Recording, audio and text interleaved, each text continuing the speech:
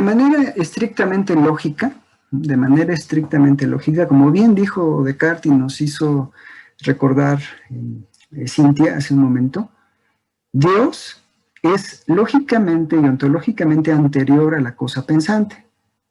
Dios es lógicamente y ontológicamente anterior a la cosa pensante, es decir, existe con independencia de cualquier otra cosa. Existe con independencia de cualquier otra cosa. La existencia del yo, como decíamos hace un momento, la existencia del cogito, no es absolutamente necesaria. Es una existencia condicionada. ¿Por qué está condicionada? Bueno, está condicionada por lo menos a dos cosas. Está condicionada al pensamiento, ¿no? Es decir, si pienso, entonces existo. Y está condicionada pues a la sustancia, a Dios, ¿no? A la existencia de Dios, ¿no? En Descartes. Entonces, como nos acaba de recordar Cintia, cuando Descartes dice, es que una cosa es el orden de descubrimiento y otra cosa es el orden lógico. En el orden de descubrimiento yo llegué al cogito y lo hice mi centro, ¿no? mi fundamento, pero en el orden lógico Dios es anterior, es lógicamente anterior. ¿Por qué? Bueno, pues porque la existencia de Dios no está condicionada por nada, ¿no? La existencia de Dios es absolutamente independiente, ¿no? En su concepto y en su existencia. Y entonces, bueno, pero bravo, sí, eso es justo lo que queríamos oír. Puede salir de aquí vivo, ¿no? Asustado, sí, pero vivo. Bueno, si este es el caso, para Spinoza, es un error metodológico plantear que el cogito es el fundamento. Es un error metodológico y lógico también, por supuesto, plantear que el cogito es el primer principio. Es absolutamente equivocado, porque de lo condicionado no puede surgir lo incondicionado, porque de lo determinado no puede surgir, no puede seguirse, no puede inferirse lo indeterminado. En otras palabras, de la existencia contingente del yo no puede seguirse la existencia necesaria de Dios. Es un asunto estrictamente lógico. Tiene que ser, entonces, el primer principio y la primera verdad, el primer fundamento, Dios, ¿no? Y no el yo. Entonces, Spinoza pretende reformar el entendimiento, reformando el fundamento, reformando la estructura. En lugar de poner al yo, al ego cogito como fundamento, ponemos a Dios, a la naturaleza, la sustancia, el universo. Y a partir de ahí, entonces sí podemos reconstruir. ¿Por qué está tan cierto, por qué está tan seguro Spinoza de que Dios o la sustancia es el primer principio? Bueno, pues justamente por este carácter que acabamos de mencionar. Tiene un carácter incondicionado e indeterminado. No está condicionado a otra cosa para existir. Existe por sí y se concibe por sí. Existe por sí y se concibe por sí. Esa es la definición con la que arranca Spinoza para su reconstrucción lógica del mundo, en el 18. La idea es que de esa definición, de la sola definición de Dios como causa de sí, como sustancia que existe por sí, se concibe por sí, se sigue, que ese es el primer principio. ¿Por qué? Porque es, desde un punto de vista estrictamente lógico, lógicamente anterior a lo condicionado, ¿no? Lo indeterminado es lógicamente anterior a lo determinado. Lo incondicionado es lógicamente anterior a lo condicionado. Así nos lo dijo Descartes cuando se defendió, ¿no? Si ese es el caso, entonces el lugar que debe ocupar el primer principio es lo incondicionado y lo indeterminado, la existencia perfecta, la existencia que no tiene contingencia, la existencia necesaria, no la existencia condicionada, la existencia primigenia, lógicamente y también ontológicamente. ¿Ok? ¿Por qué ontológicamente? Bueno, pues porque ya no es metafísica, ya no está fuera, ¿no? Ya no está fuera, ya no es el Dios externo, ya no es el Dios que está ocupando una dimensión distinta afuera, no es extensión ni es pensamiento. En Spinoza, y por eso tuvo muchos problemas, ¿ah? En Spinoza Dios es extensión también, no solo es pensamiento, es extensión también, es material. ¿No? Digo, afortunadamente el locus en el que Spinoza está haciendo su filosofía es Holanda, ¿no? Lo que ahora llamamos los Países Bajos, porque en ese momento en el que Spinoza está haciendo estas reflexiones y planteándose, y algunos lo creyeron realmente, que era que estaba haciendo una corrección muy importante a Descartes. ¿Ja? Algunos lo creyeron realmente que si era más cartesiano que Descartes. Es un lugar, Holanda, es un lugar, los Países Bajos en este momento, de libertad, es un lugar, fíjense nada más, es un lugar no hay, digamos, hay un clima para este tipo de ideas, ¿no? Hay un clima permisivo para este tipo de ideas, hay una cierta libertad intelectual, por decirlo así. Pero sí, de lo contrario, es una idea muy descabellada decir que Dios es algo extenso, que es parte de su naturaleza. Y encima también, bueno, algo que se sigue de eso, que veremos un poco más adelante, es que Dios no es libre. Dios está condenado a ser lo que es. Las leyes que articulan la naturaleza y las leyes que articulan el pensamiento son inquebrantables. Ni siquiera Dios puede romperlas, ¿no? Quebrarlas. No puede haber excepciones. Dios está ciego en ese sentido, está determinado a hacer lo que es, no tiene voluntad, no tiene libre arbitrio.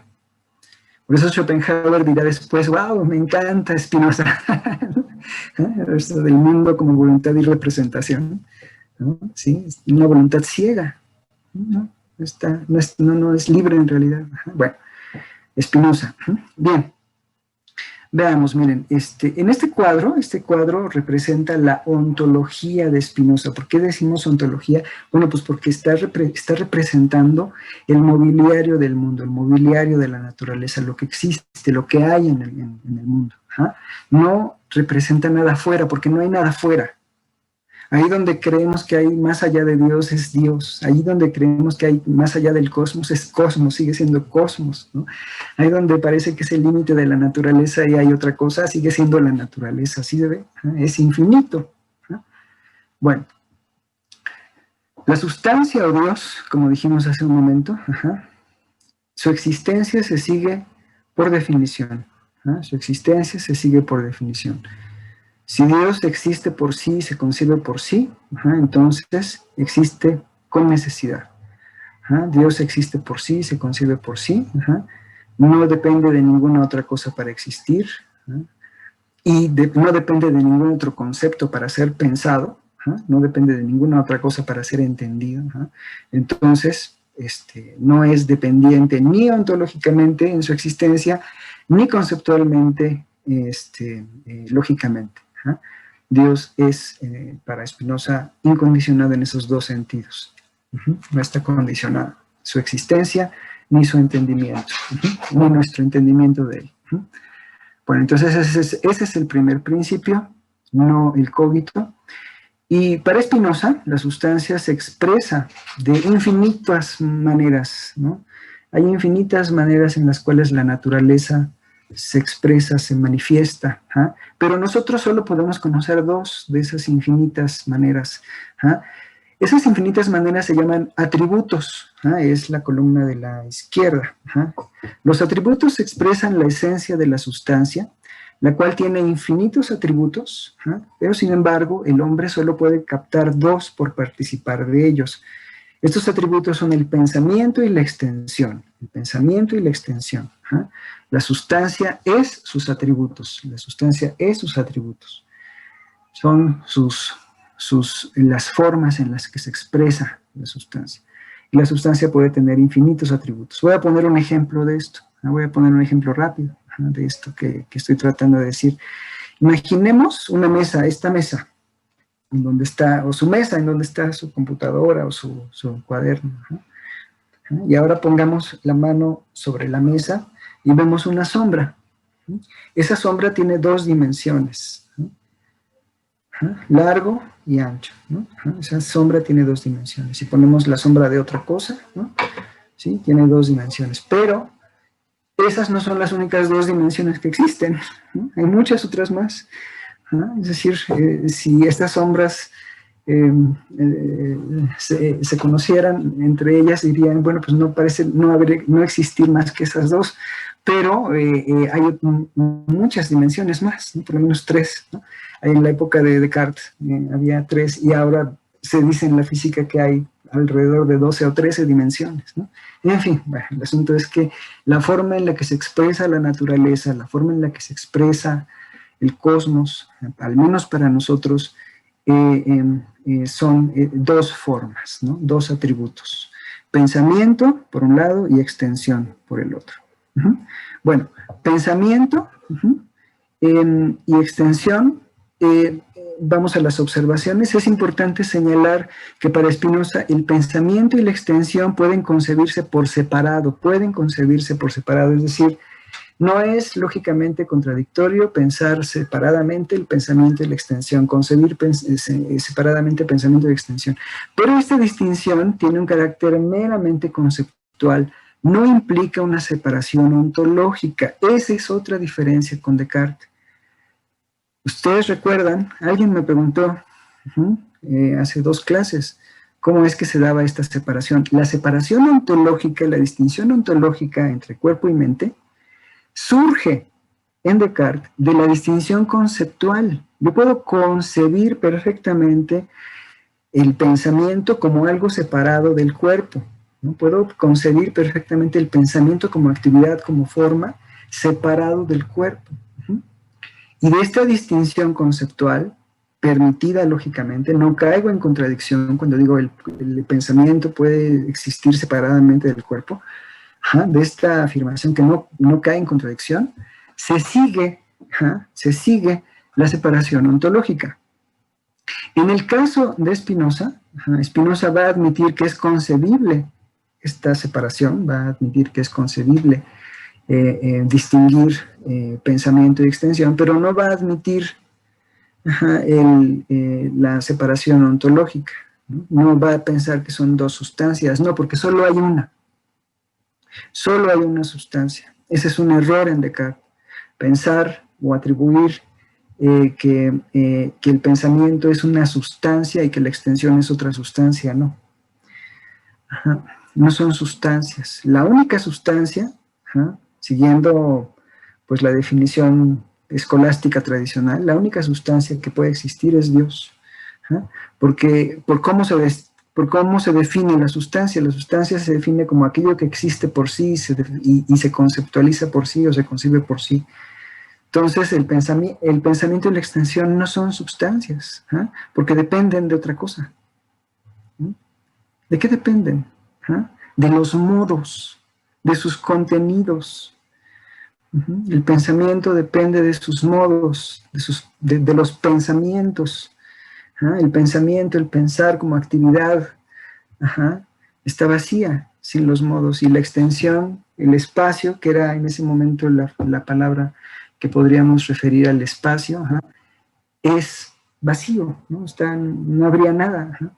Entonces la extensión y el pensamiento dependen de los pensamientos particulares, los modos, y la extensión depende de los objetos espaciales, los objetos que tienen dimensiones espaciales.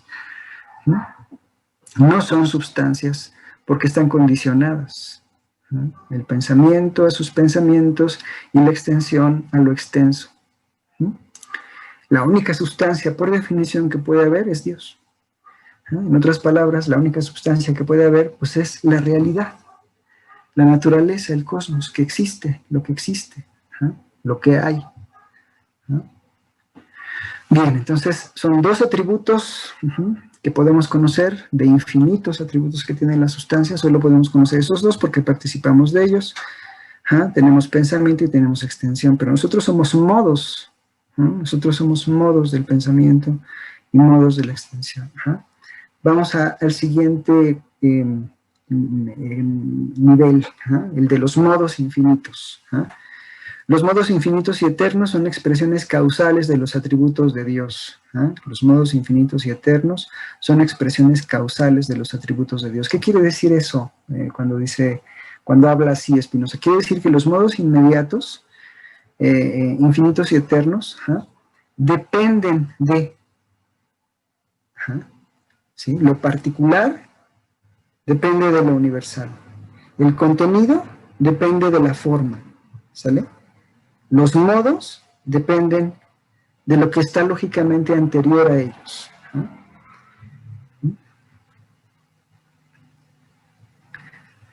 Los modos inmediatos son el pensamiento y la voluntad. Los modos inmediatos del pensamiento son el pensamiento y la voluntad, los pensamientos particulares. Son inmediatos por ser la manera en la que percibimos inmediatamente el pensamiento. Los modos mediados son las reglas del silogismo aristotélico y los principios de la lógica, los principios matemáticos, etc.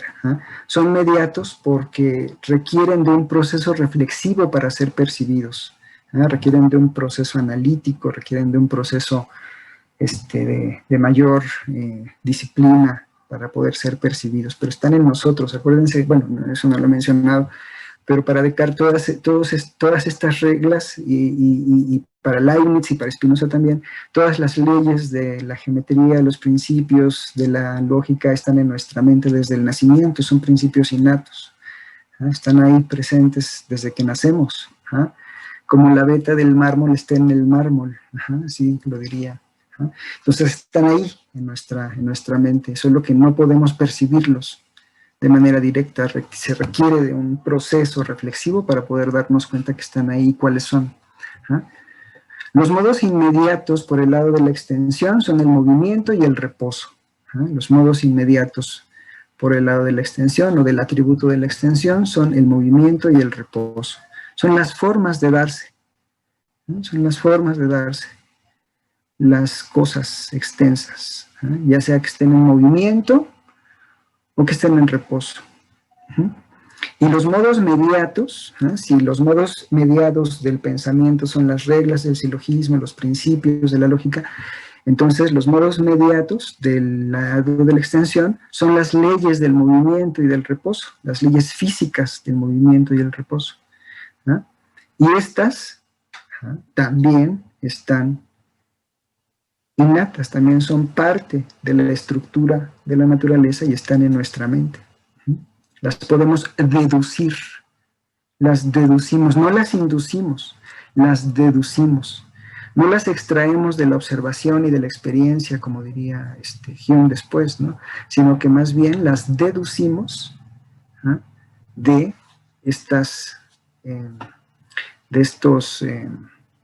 de las ideas de movimiento y reposo, como lo hace Descartes, por ejemplo, ¿no? Entonces, las leyes físicas del movimiento y el reposo son también, digamos, parte del mobiliario del mundo, parte de la estructura de la sustancia y están en nuestra mente.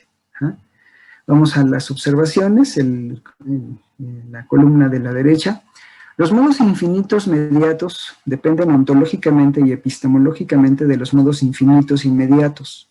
Al ser estos ontológicamente anteriores, y a su vez estos modos infinitos inmediatos dependen de la sustancia, ¿no? de lo que depende todo, ¿no? Por ser lo ontológicamente anterior a todo, ¿no? Entonces, lo que es lógicamente anterior a los modos mediatos, ¿no? Que son las reglas, ¿no? Las leyes, ¿no? Son el pensamiento como forma y la voluntad como acción.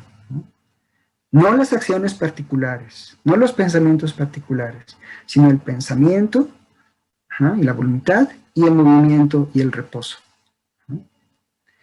Estos, pensamiento, voluntad, movimiento y reposo, tienen una normatividad. tienen una normatividad, tienen reglas. Este es el nivel de la normatividad. Y todos ellos dependen de la sustancia, es decir, de la realidad, del universo, del cosmos. Se dan en ella. Bien. Entonces estamos deduciendo desde la sustancia dos atributos, y de los atributos su normatividad y posteriormente ahora deduciremos los cuerpos, ¿no? En el lado de los... Ay, aquí está mal. El sistema total de los pensamientos y el sistema total de los cuerpos. Ay, perdone, qué bueno que me lo... Entonces, esto...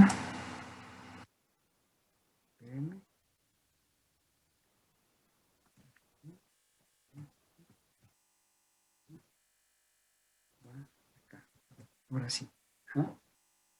Partimos de la sustancia y vamos hacia de lo infinito hacia lo finito, de lo indeterminado a lo determinado, de lo incondicionado a lo condicionado.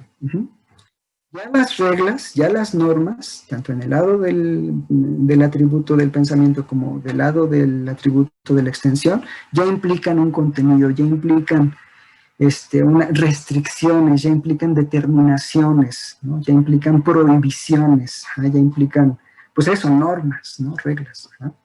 Lo que sigue es ver los modos finitos. Los modos finitos, pues es el sistema total de los pensamientos, las ideas, los pensamientos, las concepciones que podemos tener, son modos, son concretos, tienen un principio y un final, tienen un contenido, son lo determinado, lo más determinado. La totalidad de las mentes de los entes particulares, las ideas, las proposiciones y los argumentos. Los modos finitos son particulares y materiales, dependen de la sustancia para ser y concebirse, pero no se derivan de ella sino de otros modos finitos. Por el lado del pensamiento, el sistema total de los pensamientos conforma una especie de red, una especie de estructura. Entonces, las ideas concebibles son ideas que pueden darse solo dentro de este marco de reglas, de principios, y que al mismo tiempo se siguen de la sustancia. En el caso de la extensión, ya no hablamos del sistema total de los pensamientos, sino del sistema total de los cuerpos, es decir, de objetos que ocupan un lugar en el espacio, que están en la extensión. Aquí hay un problema que no alcanzaron a resolver los racionalistas, Descartes, por ejemplo, y Spinoza. Referirse a la extensión de los cuerpos y al espacio como extensión creó mucha ambigüedad y muchos problemas, pero bueno, pues, así es como lo plantearon, ¿no? El espacio es extensión y los cuerpos son modos de la extensión, ¿sí? Son determinaciones de la extensión, ¿sí? Formas en las cuales, maneras en las cuales la extensión se expresa, ¿sí? Entonces podemos ver, no sé, los árboles, el sol, los planetas, los cuerpos, son expresiones de la extensión, formas en las que se dan, en las que se articulan. Bueno, entonces el sistema total de los cuerpos, en donde estamos nosotros, la totalidad de los entes que ocupan un lugar en el espacio, cuerpos y partículas, ¿sí? Cuerpos y partículas, corpúsculos, ocupan un lugar en el espacio, y todos siguen las leyes físicas del movimiento y reposo, que dependen del movimiento y reposo como formas, y por último, ¿no? hacia arriba, el atributo de extensión. Y el sistema total de los pensamientos dependen también de las reglas o principios lógicos, aristotélicos, que para ese entonces no había otra cosa, no había más, sino hasta el siglo XX, la lógica simbólica, pero en ese momento era la lógica, la única lógica que había, la lógica aristotélica. Los modos, el sistema total de los pensamientos son normados, son regulados por las reglas, y las reglas pertenecen o son expresiones del pensar, del pensamiento y de la voluntad. Bueno.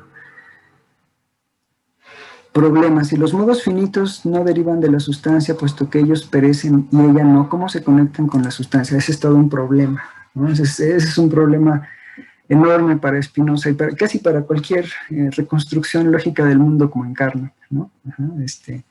¿Cómo es que llegamos a la construcción de ciertos elementos que parecen ya no compartir las mismas propiedades que tienen los elementos lógicamente anteriores? Sí, claro. Los pensamientos, el conjunto total de los pensamientos concretos, no son eternos.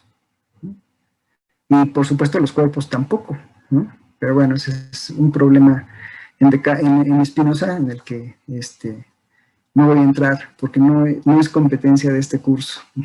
Pero además es un problema para Spinoza, ¿no? Muy grave, muy grande. En fin, bueno. Este cuadro conforma a grandes rasgos, de una forma muy resumida, la ontología, por decirlo así, la ontología de Spinoza. ¿Por qué decimos ontología otra vez? Porque esto es a lo que se reduce el mobiliario del mundo. A modos finitos, por el lado del pensamiento, modos finitos por el lado de la extensión, las reglas, las formas y por último la totalidad. ¿Cuál fue el error de Descartes? El error de Descartes fue haber puesto al yo como principio. De ahí no se sigue, de ninguna forma, de ahí no se sigue, de ninguna manera estrictamente lógica, la existencia necesaria de Dios.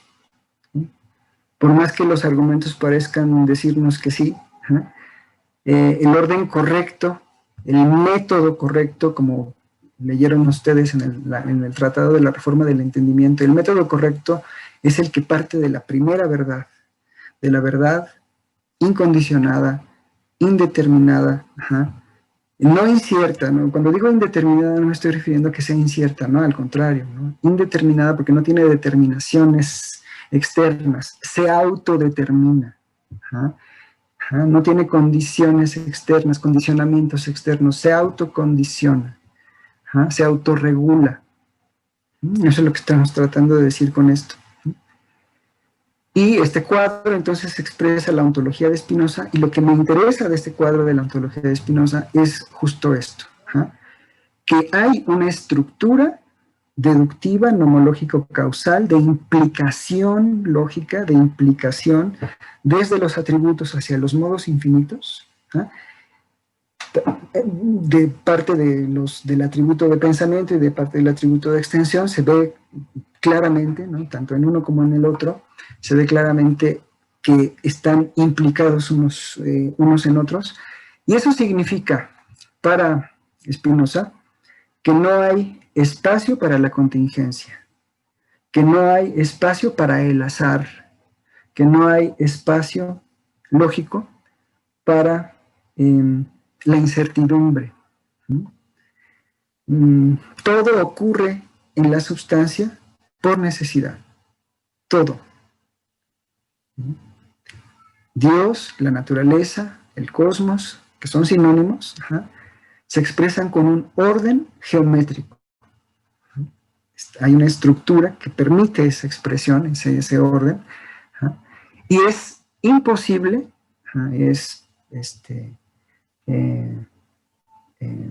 lógicamente, es contradictorio, que ese orden se salga de curso, que ese orden sea de otro modo. El orden se da por necesidad, ¿sí? Si el método es correcto, ¿no? Si el método de descripción de la realidad es correcto, entonces método y mundo coinciden, ¿sí? Y las condiciones de la verdad, del conocimiento, son internas, ¿sí? Son propias, inmanentes de la sustancia. ¿Por qué? Pues porque no hay nada externo, todo está conformado dentro de la sustancia. Es un panteísmo. es un panteísmo el que está planteando Spinoza. Quiere decir que todo es Dios. Ajá, pero en este caso otra vez me gustaría dejar abierta esta posibilidad a pensar que cuando Spinoza dice que todo es Dios, lo está pensando de una forma mucho más científica, ajá, y menos religiosa. Es decir, ese Dios al que se refiere Spinoza es el cosmos. Ajá, ese Dios al que se refiere Spinoza es la totalidad de lo que existe, la totalidad de lo que existe. ¿Mm? La totalidad de los entes existentes, ya sean pensamientos o cuerpos. La totalidad de lo que existe, ya sean normas o reglas del pensamiento o reglas de la extensión del movimiento y cheposo, ¿no? Es decir, la totalidad de lo que existe es una totalidad ordenada. Eso es lo que nos debe importar, lo que nos debe interesar para entender cómo es que el conocimiento en Spinoza puede llegar a ser certeza, puede llegar a ser cierto. Muy bien. ¿En dónde se encuentra esta descripción de la realidad, de la totalidad de lo que existe? En la ética demostrada según el orden geométrico, ¿no? En la ética demostrada según el orden geométrico. ¿Ah? Eso también es una diferencia muy importante con Descartes, es otra diferencia muy, muy palpable, muy notable con Descartes. ¿No? En las meditaciones metafísicas, como vimos las clases anteriores, ¿no? Hicimos notar que a pesar de que las meditaciones, la primera meditación dice con claridad, quiero demostrar la existencia de Dios y la inmortalidad del alma, ¿no? Pero en realidad vimos que tiene un propósito implícito, un propósito epistemológico, ¿no? Establecer el fundamento de las ciencias, establecer un criterio de verdad, una certeza que me sirva como molde. ¿Ah? En el caso de Spinoza, vamos a hacer la reforma del entendimiento, ¿no? Vamos a hacer la reforma del entendimiento para darnos cuenta del determinismo, ¿no? Para ser conscientes del determinismo, alcanzar la paz, alcanzar ese estado de imperturbabilidad. ¿No? Y entonces su propósito es ético, no es epistemológico. La epistemología se ve alcanzada o se ve tocada por esta propuesta que no se reduce únicamente a la acción, ¿no? Sino también a la física, la abarca, ¿no? Entonces el determinismo moral es para Spinoza una cara de la moneda, ¿no? Y la otra cara de la moneda es el determinismo físico. Por eso no hay diferencia ontológica entre cuerpo y mente, porque es como las dos caras de una misma moneda. ¿No? No es que puedan existir separadamente, no. ¿No? Son dos caras de la misma cosa. ¿No?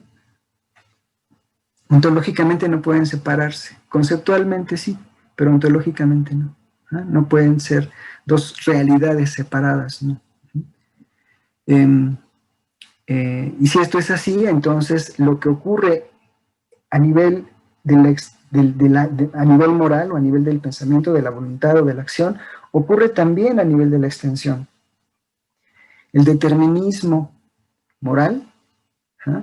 El determinismo de la voluntad, ¿eh? Es al mismo tiempo un determinismo físico. Ese va a ser un gran, gran problema. Posteriormente, no ahorita, en ese momento no. Pero posteriormente sí, con Kant, que es un autor que vamos a ver posteriormente. Es un autor que vamos a ver el semestre que entra. ¿Sale? Entonces, en este cuadro, que simplemente retoma de una forma muy general, muy rápida, lo dicho por Spinoza en la ética demostrada según el orden geométrico, de una forma, pues, esquemática, ¿no? Es este cuadro. Expresa la ontología a grandes rasgos, la ontología de Spinoza. ¿Sale? Bueno.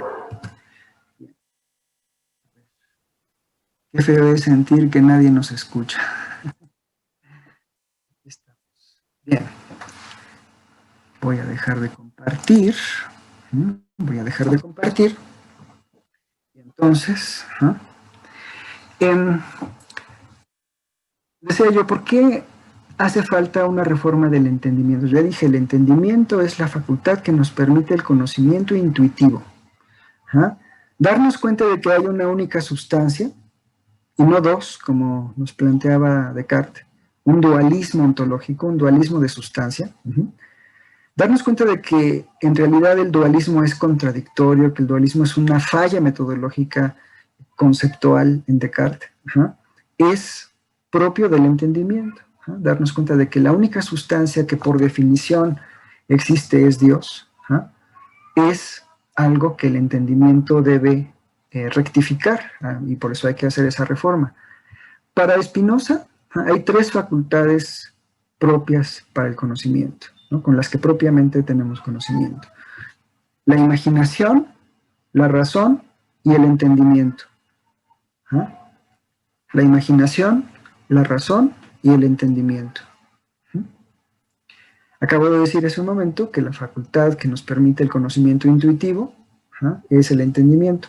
La razón es una facultad que nos permite el conocimiento causal, es una facultad que nos permite el conocimiento causal, es decir, en donde hay una dependencia de la ocurrencia de una cosa a la ocurrencia de otra, ya sea que sea su efecto o su causa.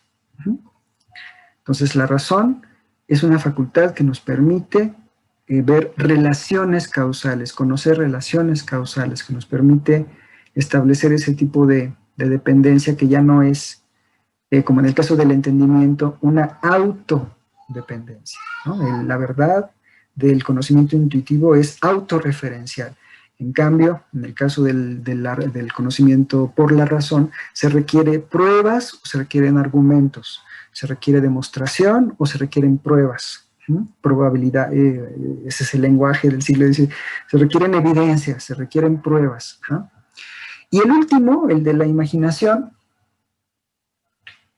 la facultad de la imaginación es una facultad de la representación, es una facultad dependiente completamente de la representación, de las imágenes, de las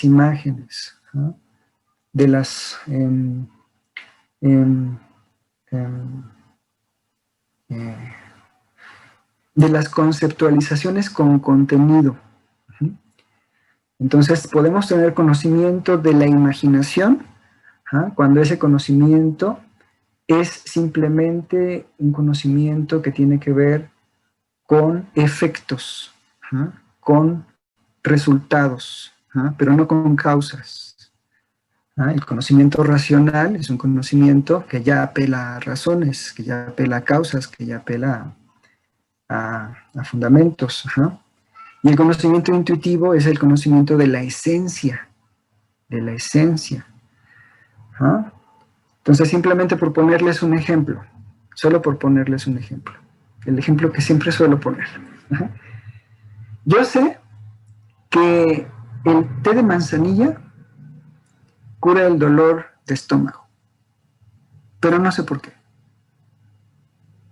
Ese es un conocimiento de la imaginación. No es que me lo imagine, es que es cierto, pero no sé por qué. No es un conocimiento todavía racional porque no tengo la base, no tengo las razones que provocan que la manzanilla cure el dolor de estómago. Cuando accedo a ellas, cuando accedo a esas propiedades, entonces ya tengo un conocimiento racional.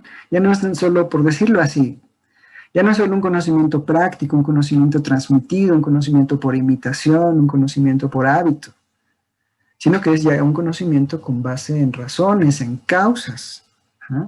Ya sé por qué, bueno, pues porque la manzanilla posee no sé qué propiedad, que hace que el estómago mejore, ¿no? O deje de doler, ¿no? Y el nivel intuitivo se alcanza cuando nos damos cuenta de que esa propiedad es por necesidad lo que es. Cuando alcanzamos la esencia de la cosa.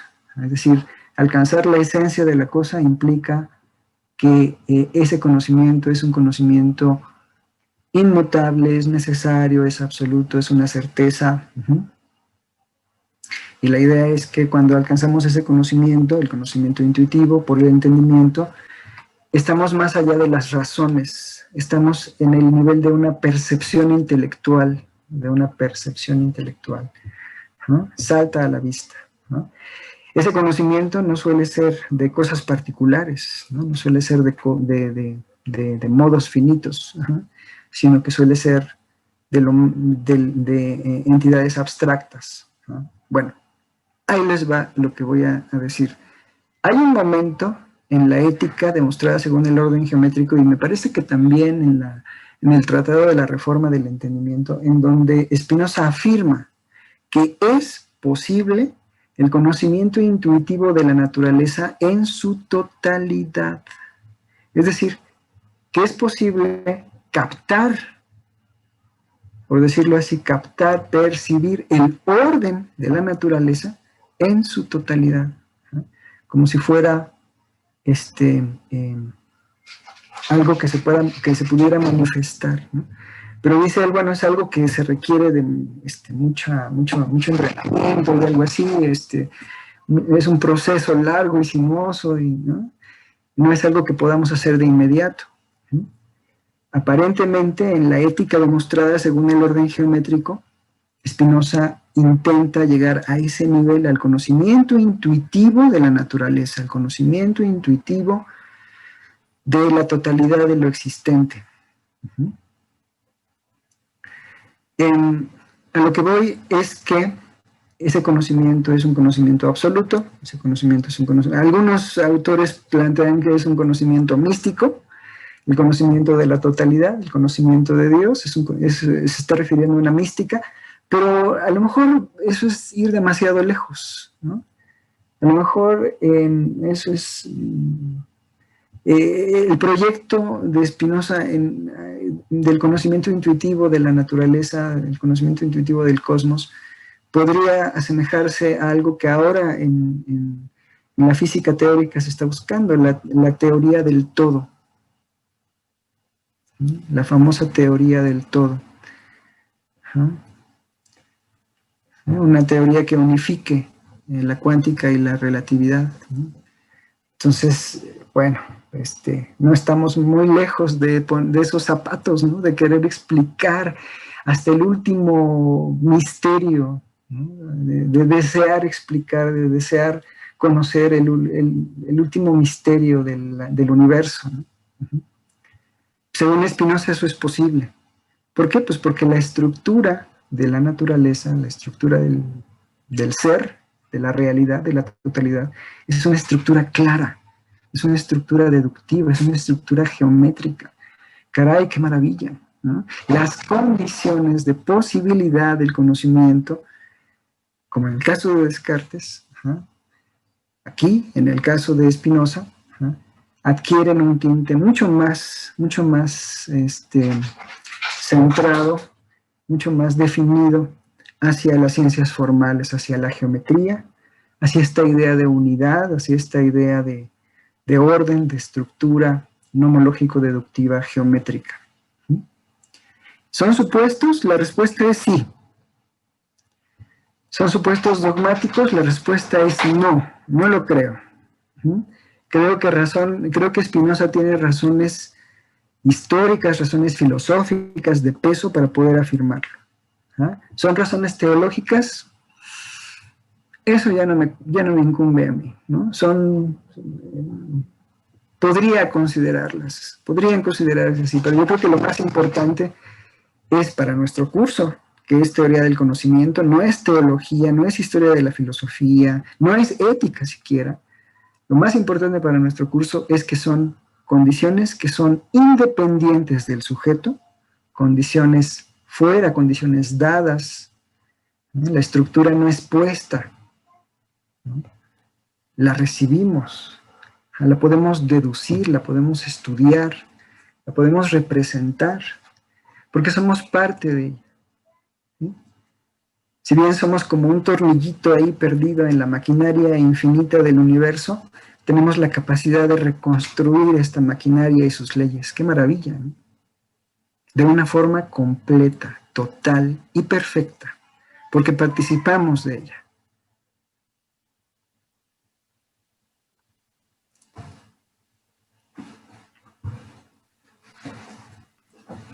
¿Ok? ¿Sí? Bueno, muy bien. ¿Tienen preguntas? Natalia, me preocupa que tengas dudas acerca de mi uso de ontología y metafísica, ¿no? Traté de ser claro, ¿no? Respecto de por qué utilicé esas palabras y no otras. Ajá. Sí, el cuadro, decía yo, no describe una metafísica porque no hay nada afuera, ¿no? Todo está dentro, todo está articulando la totalidad de lo real, por eso es una ontología. ¿No? Y propiamente la noción de metafísica en este contexto, en este caso, la caracterización de la palabra metafísica se reduce únicamente a condición necesaria, no condición separada, independiente o meta, más allá de la física, no. Se reduce únicamente a ese carácter necesario, inmutable, inamovible, absoluto, eterno, divino. ¿Vale? Bueno, esto que acabo de decirles es muy importante para nuestra materia, porque a lo mejor, como algunos de ustedes saben, porque ya veo por ahí que hay alumnos que han seguido este curso desde los 2 años en que lo he planteado, y algunos también veo que están en el otro curso de Hume, el de lunes, como algunos de ustedes saben, pues, esto que acabo de plantear va a ser ampliamente, duramente criticado por Hume. Y es importante, al menos para nuestra clase ahora, ver de dónde viene. Porque a veces cuando estoy exponiendo el problema de la inducción en Hume, se preguntan, bueno, ¿y por qué está haciendo esa crítica, ¿no? Al principio de uniformidad de la naturaleza, ¿qué le pasa a Hume? ¿De dónde saca eso? Bueno, pues sale de ahí. Sale de ahí, de un supuesto teológico, metafísico, ontológico, lógico, en Spinoza, en Leibniz y en Descartes, de que la naturaleza tiene un orden, tiene una estructura inalterable. Si es así, pues hay condiciones para la física perfecta, para las leyes universales y necesarias, y esas condiciones son metafísicas. Hume va a plantear que sin metafísica es posible el conocimiento empírico, ¿no? Sin metafísica. Pero eso va a traer consecuencias muy importantes, como veremos al final, ¿no? Consecuencias en relación al estatus de las leyes. Ya no van a poder ser universales y necesarias, solo probables. Y varias otras consecuencias de carácter físico, por ejemplo, que no hay necesidad física, que no existe la necesidad física, ¿no? Fíjense, todo lo contrario, ¿no? En Spinoza la necesidad es física, se requiere, está allá afuera. Hay condiciones para la necesidad física. Hume va a plantear argumentos poderosísimos para mostrar que eso, la necesidad física, es algo que ponemos. Ay, caray, ¿no? Bueno, me gustaría dejarlo aquí, a menos que tuvieran alguna duda, pregunta. Yo tengo una duda, profesor. ¿Cómo no? Adelante. Bueno, cuando estaba leyendo el texto, Spinoza menciona que el fin de todas las ciencias y de todas las prácticas humanas, por así decirlo, debería ser como alcanzar la perfección humana, ¿cierto? Sí. Y Así entonces, es. anteriormente dice que las cosas no pueden ser perfectas por sí mismas, y en el párrafo 13 después dice, el hombre consigue una naturaleza humana mucho más firme que la suya. ¿Esto quiere decir que el hombre construye su propia naturaleza? El hombre construye su propia naturaleza. En cierto modo, sí. A ver, sí. Es que anteriormente recuerdo haber leído en un libro, sinceramente no recuerdo cuál, que el hombre Ajá. construye como una segunda naturaleza. Entonces quiero saber si está bien Sí. aplicar esta idea, o si es errónea, o si es otro contexto en el que se da esa idea. Ok, ok. Ajá. Bien. Hay dos dimensiones o dos ámbitos en los cuales podría yo responder esa pregunta. El primero es la dimensión ontológica, ¿no? Tomando en cuenta la dimensión ontológica, cada uno de nosotros, cada uno de los entes que existen, están en una lucha por la perfección, ¿no? En una lucha por desarrollarse hacia la perfección. Eso Spinoza lo llama connatus, connatus. Cada uno de nosotros somos un connatus, un connato. Eso significa que nos esforzamos por desarrollar nuestras potencialidades hacia la perfección. Ajá. Pero al mismo tiempo, y eso es algo como muy raro, que pues sí realmente requiere de mucho estudio de Spinoza, al mismo tiempo, este desarrollo hacia la perfección está determinado, ¿no? Al mismo tiempo, este desarrollo, este connatus, se encuentra en un ámbito en donde ya todo está dado, acomodado, ordenado, determinado. Ajá. Entonces, la perfección a la que se refiere Spinoza es, pues sí, esta búsqueda de desarrollo de las potencialidades, pero al mismo tiempo también la perfección es un poco un juego, ¿no? Esta perfección se puede entender en Spinoza como el darse cuenta de que uno ocupa un lugar en la estructura del mundo, que está dada y determinada que por necesidad. Es decir, la perfección en este caso es alcanzar ese nivel, ¿no? Alcanzar a darse cuenta de que no hay libertad. ¡Ay, qué difícil, qué duro es eso, ¿no? La perfección consiste en asumir con entereza, con solidez, con madurez, que no hay libertad y que entonces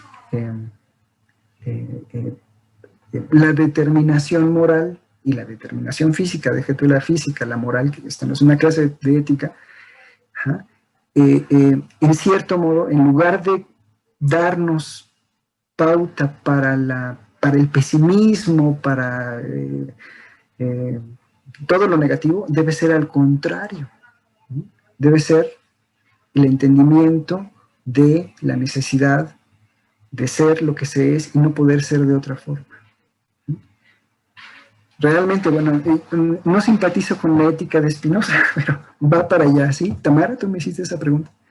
Y quien va a poner el dedo así en el renglón, así va a decir, no, Spinoza, no, eso no, es Kant, precisamente, ¿no? Con la crítica de la razón pura, va a tratar de establecer una distinción fundamental, ¿no? Entre el orden físico y el orden moral. La crítica de la razón pura nos va a decir las condiciones de posibilidad del conocimiento, y la crítica de la razón práctica nos va a poner las condiciones de posibilidad de la acción moralmente libre, ¿sí?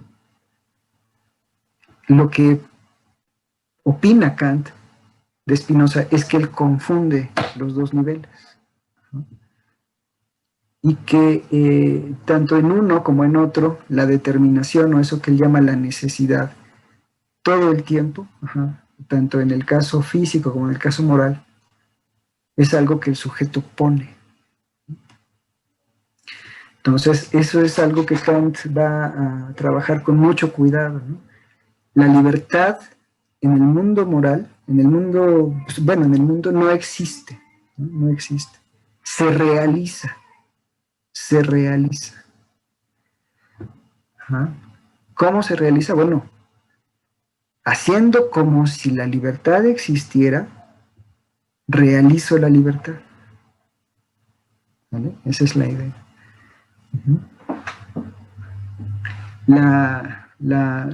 El problema que ve Kant en que haya un determinismo moral, como el que plantea Spinoza, es que entonces no somos sujetos morales, ¿no? No somos sujetos, si no somos sujetos libres, no somos sujetos morales. Y esa es la misma crítica que le hace Leibniz al Dios de Spinoza. Si el Dios de Spinoza es la naturaleza y está constreñido y determinado por sus propias leyes, entonces, y no puede romperlas, no puede contravenirlas, entonces no es un sujeto moral, ¿sí? Porque no hay libertad. ¿Ah? No es que no quiera romper las leyes de la física, es que no puede hacerlo, ¿no? Diría Spinoza, no puede, ¿no? Está determinado a hacer lo que es. En cambio, en Leibniz, al estar Dios separado de la creación, al estar Dios separado de su obra, ¿no? Si bien tiene la posibilidad de hacerlo, no quiere hacerlo, no tiene por qué. Está en su voluntad, ¿ah? Podría hacerlo perfectamente, pero no lo quiere hacer porque es infinitamente bueno, no tiene razón para hacerlo. ¿Sale? Entonces, planteando a Dios como algo separado y libre, Leibniz recupera la noción de Dios como un sujeto moral. En cambio, en Spinoza, desde la sustancia o Dios hasta los modos finitos, que somos nosotros, estamos determinados. Y entonces, pues, en última instancia no hay moralidad, en realidad. Ese es un problema gravísimo. No hay espacio, pues, para una ética. Bueno, pero no es esta la clase de ética, es una clase de teoría del conocimiento. Y para la teoría del conocimiento creo que con lo que he dicho, por lo menos por ahora, es suficiente, ¿sale? Para la otra, para la siguiente clase, vamos a hablar ya de la teoría del conocimiento de Spinoza. Vamos a hablar de los tipos de conocimiento, sus objetos, sus alcances. Vamos a hablar específicamente también de una noción que en el tablón les vamos a poner en el recordatorio, una noción que se llama, una distinción que se llama natura naturans, natura naturata, la naturaleza naturalizante y la naturaleza naturalizada. Y vamos a ver, bueno, vamos a leer con atención qué es lo que dice Spinoza ahí, para que pues tengamos clara después la cara del enemigo al que se está refiriendo Hume, ¿no? Cuando ataca el principio de uniformidad de la naturaleza, que en un momento dado parece sacárselo de la manga, así simplemente Hume, pero no, detrás de ese principio está toda una tradición poderosísima, importantísima, ¿no? Entre ellos, pues está Leibniz y Spinoza. Natura naturans, natura naturata. Bueno, pues entonces, ¿alguien tiene alguna otra duda?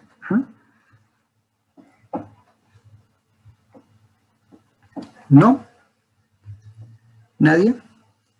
Ok, No, bueno, pues entonces... No, solo si nos puedes compartir la tabla solo si nos puedes compartir la tabla que pusiste hoy en el Classroom. Por supuesto, claro que sí. Sí, por supuesto. Déjame ver si no tiene otro error así de grave como el de que la extensión estaba de aquel lado.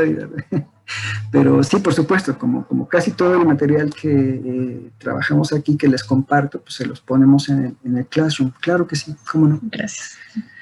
Muy bien, pues cuídense, ¿no? Nos vemos la próxima clase. Gracias. Y, que estén muy bien, cuídense mucho. Hasta luego, gracias. Hasta luego, profe. Hasta luego. Gracias. Hasta luego, profesor. Chao. Hasta luego. Gracias, hasta luego. Hasta luego, Emiliano, nos vemos. Adiós a todos, bye. Oiga, profe, yo tenía quería hacerle... Dime.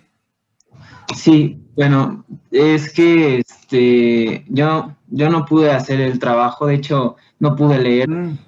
Entonces quería ver si podía entregárselo extemporáneo. No puedo leer porque hice me de otras materias, se me juntaron más, entonces no me organizé y quería ver si podía hacerlo. Sí, no te preocupes, es entendible, digo, pues estamos en una situación, todos estamos en una situación muy extraña, muy rara para todos.